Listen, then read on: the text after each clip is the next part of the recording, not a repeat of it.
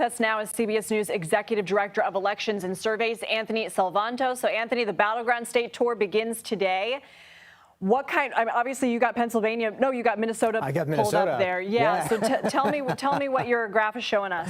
Well, because, and I'm glad you say that, Lindsay, because Pennsylvania is one of the key battleground states, right? Minnesota isn't often in that conversation, and it is not a battleground state.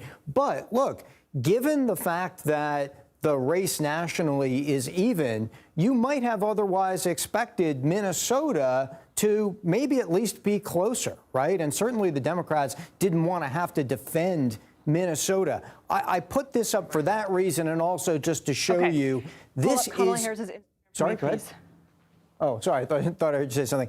I put this up because Walz ran about the same way that Joe Biden did in his race in Minnesota. So this is Walz's governor's race, and then I'll show you Joe Biden, and it's going to look very, very similar if I pull that up for a second, right? Similar margins and also similar patterns, which is to say doing pretty well, very well around Minneapolis and the suburbs, and holding his own, at least in the margins out and around the outer suburbs.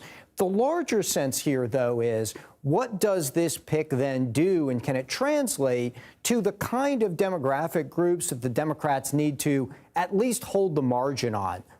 Non-college white voters, places where the Republicans have made substantial gains over recent elections. You know, Democrats have got to get in the mid-30s with that group. Maybe there's a part of Walz pick that helps appeal there, right? Joe Biden got 28% of non-college white men.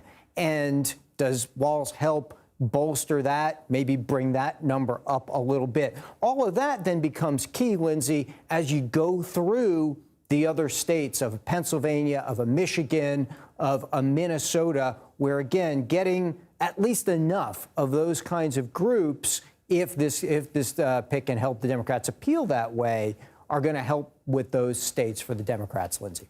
Anthony, what states did the Biden camp sort of say, okay, we're not going to put the focus there anymore because we're not sure these are winnable? And given the fact that this is such a new campaign, the Harris-Walz ticket, I mean, when he stepped down, it was, what, 105, 106 days until Election Day.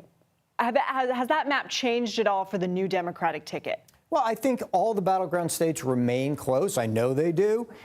There's another component to this, too, which is that Walz isn't a sitting member of Congress, right? And so it may put more of that focus out there on the map on those states. It's been, I'm thinking back 50 years since a Democrat has picked someone for VP or has someone for VP who isn't a sitting member of Congress, right? And the other part of that, Lindsay, is this. I'll show you this from our latest poll, which is how different do you think Harris and Biden's policies are? I've been pointing at this number a lot because it shows 2/3 of people think that Harris is mostly, but not entirely, the same as Joe Biden. And defining that difference is going to be probably the critical point for the next couple of weeks, and this pick is going to speak towards that in a lot of ways, Lindsay. Okay, Anthony Salvanto, appreciate you.